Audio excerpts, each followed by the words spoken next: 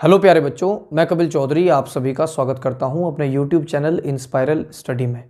और बच्चों, आज हम बात करने वाले हैं एक ऐसे टॉपिक की जिसका नाम है ट्यूबेक्टोमी और वेसेक्टोमी।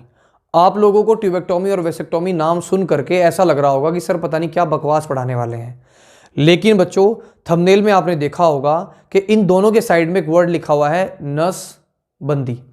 ठीक है, ये एक ऐसा वर्ड है जो किसी भी पर्सन के दिमाग में खौफ बैठाने के लिए काफ़ी है। और बच्चों, आज इसको एग्जाम्पल के तौर पर आज इसको बहुत अच्छे तरीके से हम लोग समझाने वाले हैं और आप बने रहिए हमारे YouTube चैनल पर। बच्चों, आपको पता है गुड कंटेंट हमारी खासियत है, एक अच्छे तरीके से पढ़ाना, एक यूनिक तरीके से पढ़ाना हमारी खासियत है। और ऐसा स्वाभाविक है, हम कोई फर्जी तरीके से आपको प्रोवाइड नहीं करते, जैसा हमारे दिमाग में आता है हम आपको बताते हैं। तो बच्चों, जो नाम आप लोगों को बताना था वो मैं यहां लिख देता हूं।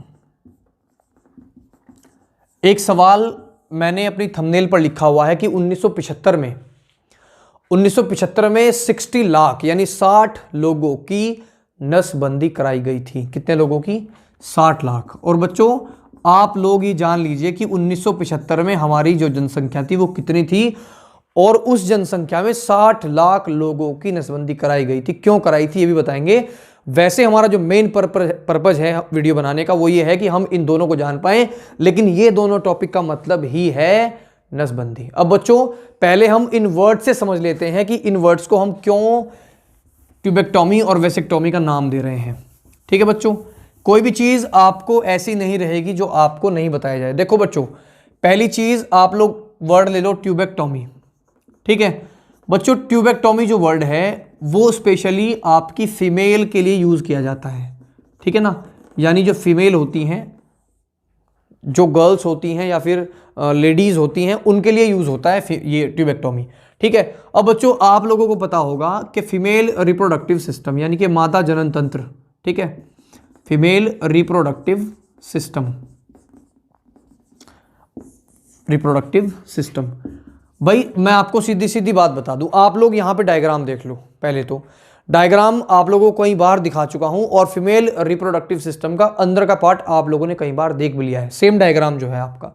ठीक है, बाकी अगर आप लोगों को डायग्राम नहीं दिख रहा तो मैं आपको बहुत ईजिली तरीके से बता दूंगा। मेरे पास ये एनसीईआरटी की बुक है, आप इसमें ये वाला डायग्राम देख लीजिए, ये वाला। ठीक है बच्चों, तो थोड़ा सा आप इसका अंदाजा लगाइए कि किस तरीके का होता है। तो मैं यहां आप लोगों को बना करके दिखा रहा हूं। ठीक है, ये आपका कुछ इस तरीके का होता है। ठीक है, ये इस तरीके का होता है थोड़ा सा। ठीक है बच्चों, इस तरीके का। तो ट्यूबेक्टोमी फीमेल्स के लिए वर्ड यूज क्यों होता है, पहले तो आप ये जान लो। देखो बच्चों, यहां से आप लोगों को पता है कि ये आपका क्या है, यहां पर ओवरी है।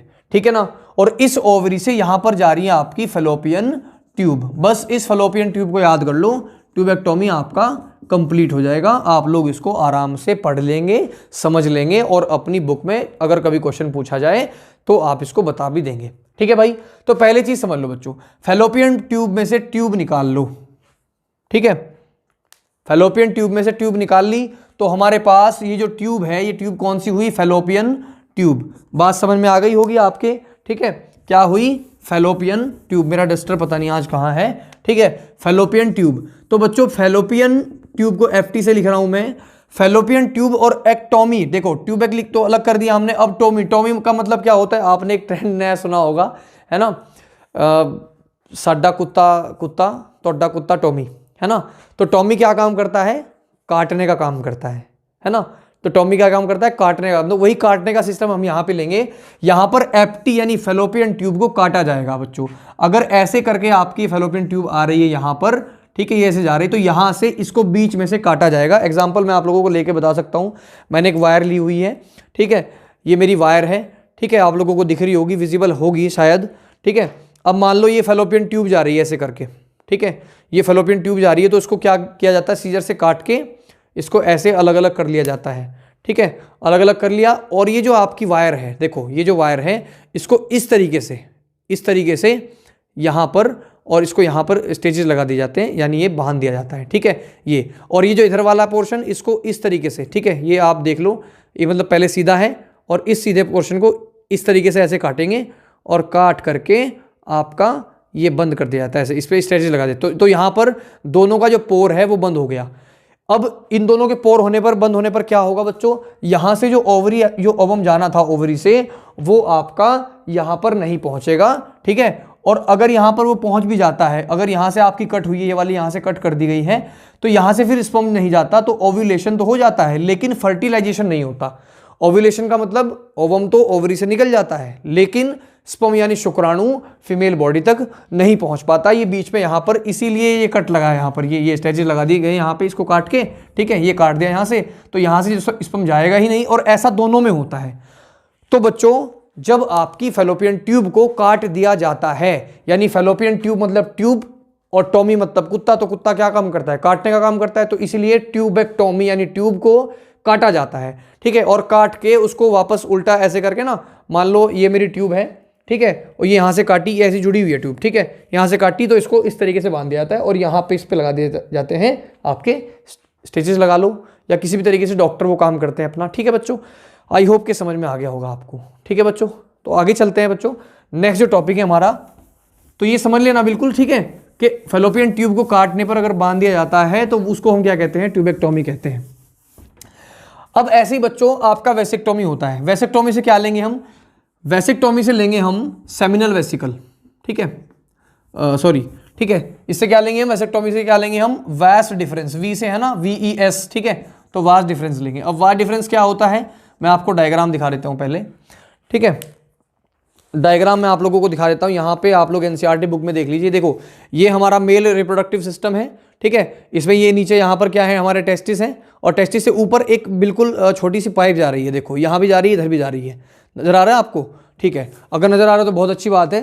तो यहां पर बेटा इसको कह रहे हैं स्पर्म डक्ट, तो यहां इस स्पर्म डक्ट का नाम होता है वास्ट डिफरेंस, ठीक है। अब यहां इस वेसेक्टोमी को यहां इस वास्ट से मान लो, ठीक है, VES, यहां पे वास्ट है, यानी कि इसमें क्या होगा, इसमें आपकी स्पर्म डक्ट यानी वास्ट डिफरेंस का रोल होगा। अब उसके बाद आगे क्या है, टॉमी, टॉमी क्या काम करता है, काटने का काम करता है, तो टॉमी कुत्ता है, टॉमी काटेगा। अब टॉमी काटेगा तो सीधी सीधी बात है कि यहाँ पे काटने का काम हम लोग करते हैं, यानी इसमें क्या होगा, जो आपकी वास्ट डिफरेंस है वो आपकी काटी जाएगी, और उसको भी ऐसे बांधा जाएगा, जैसे मान लो ये वाली है ना, ये ऐसे ऐसे लटक रही है, अब यहाँ से मान लो काट दी तो उसको भी वापस उल्टा ऐसे बांध के, और यहाँ ऐसे ऐसे करके इसमें स्ट्रेचेस लगा दिए जाते हैं, और ऐसा दोनों तरफ होता है, एक तरफ नहीं होता। अब एक बात छोटी सी आपको बता दूं बच्चों, 25 जून सन 1975 भारत के लोकतंत्र का एक काला दिवस माना जाता है, जिसमें आप लोगों को पता होगा कि इमरजेंसी यानी आपातकाल लगाई गई थी, जिसमें एक आम नागरिक का हक ही छीन लिया गया था। यानी हम लोग अभी यहाँ पे रह रहे हैं ना, तो अभी हमारी लाइफ पे हमारा अधिकार है, लेकिन जब इमरजेंसी लगी इंदिरा गांधी की सरकार में, है ना, जो हमारी माननीय प्रधानमंत्री जी थी इंदिरा गांधी जी, उनके सरकार में जो आपातकाल जो लगा था, यानी इमरजेंसी जो लगाई गई थी, उसमें आम नागरिक का हक छीन लिया गया था, यानी उनका अपने ऊपर कोई अधिकार नहीं था।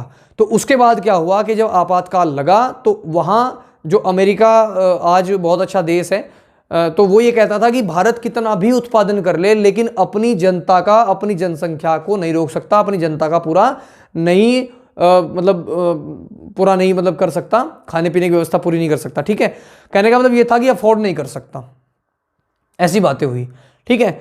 तो ऐसा करने के बाद जब इंदिरा गांधी सरकार बनी, तो देखो आप बोर मत होना, बहुत इंटरेस्टिंग चीज बता रहा हूं आपको, ठीक है। तो बच्चों जब इंदिरा गांधी की सरकार बनी थी तो आपातकाल लगा, और वहां पर जो नसबंदी का एक खेल चलाया गया, यानी ये बोला गया कि जनसंख्या नियंत्रण किया जाए, तो एक पॉपुलेशन कंट्रोल मेथड ही है ये। तो बच्चों उस टाइम क्या हुआ, जो इंदिरा गांधी के छोटे बेटे थे संजय गांधी, उनको ये जिम्मा दिया गया कि इसको जमीनी लेवल पर आप इसको लागू करें। यहां तक कि इतना फेमस कर दिया गया था कि इसकी रिपोर्ट सीधा मुख्यमंत्री तक जानी थी, है ना, कि मुख्यमंत्री यानी CM ऑफिस तक भी इसकी रिपोर्ट मांगी गई थी, ठीक है। तो बच्चों उस टाइम क्या हुआ था कि कोई भी पर्सन 17 साल से लेकर के 60 साल तक का, 55 साल तक का कोई भी हो, सबकी नसबंदी यानी आपकी वेसेक्टोमी कराई गई थी, ठीक है। वेसेक्टोमी होती है ना मेल्स में, ठीक है, मेल्स में वेसेक्टोमी होती है। तो 17 साल से लेके 55-60 वर्ष तक के लोगों की नसबंदी कराई गई थी उस टाइम। लेकिन ऐसा 25 जून 1975 के बाद हुआ, जब 21 महीने बाद सरकार बदली, तो हमारे जो पूर्व प्रधानमंत्री जी हैं अटल बिहारी वाजपेयी जी, उनकी सरकार आई, और ये पहली गैर कांग्रेसी सरकार थी, यानी पहली बार यहां पर कोई गैर कांग्रेस प्रधानमंत्री बना था। आई होप कि इंटरेस्टिंग है जानकारी। तो बच्चों उस टाइम पर क्या हुआ था, किसी को लालच दे करके, किसी को जबरदस्ती, कह सकते हैं कि रोड से उठा उठा करके नसबंदी कराई गई है उस सरकार में, इसीलिए गैर कांग्रेसी सरकार बनी थी, शायद उसी का रोल था। तो यहां पर सरकार की बातें तो हम नहीं कर रहे, लेकिन हां आपको बता देते हैं कि नसबंदी कराने पर आप लोग कह सकते हैं कि आपको फादर बनने की एबिलिटी आपके पास नहीं रहती। तो सिंपल सी बात बच्चों यही है कि मदर नहीं बन सकती, यानी एक लेडी मदर नहीं बन सकती, और एक जो मैन है वो आपका फादर नहीं बन सकता। तो ऐसी वैसे हो सकता है, अब जो टेक्निक्स आ गई हैं IVF वगैरह होती है तो उनसे हो सकता है, क्योंकि स्पर्म तो लगातार फॉर्मेशन हो ही रहे हैं। ठीक है, अगर ऐसा होता भी है तो आपका तय है कि आप फादर बन सकते हो या मदर बन सकते हो। तो बच्चों आज की जानकारी कैसी लगी आप लोगों को? अगर जानकारी अच्छी लगी हो, टॉपिक समझ आया हो, विद एग्जाम्पल समझ आया हो, तो बिल्कुल सब्सक्राइब बिना किए तो जाना ही नहीं है, और सपोर्ट करिए। कोई अगर आपके बीच में से ही कोई मेहनत करके आप लोगों को समझा के, आप लोगों को अच्छी चीज़ें प्रोवाइड करके आगे बढ़ना चाह रहा है तो उसको आगे बढ़ाइए। और मैं चाहता हूँ कि आप लोग मुझे सपोर्ट करें, क्योंकि मैं भी एक विलेज से बिलोंग करता हूँ बच्चों। ठीक है बच्चों, फिर मिलते हैं एक ऐसी इंटरेस्टिंग वीडियो में, और सभी बच्चों को नए साल की मुबारकबाद। आपका नया साल बहुत ज़्यादा अच्छा हो। आज की वीडियो में इतना ही बच्चों। सब्सक्राइब कर देना, वीडियो को लाइक कर देना और शेयर जरूर कर देना, क्योंकि जानकारी बेस्ट है। ठीक है बच्चों, आज के लिए इतना ही। जय हिंद, जय भारत।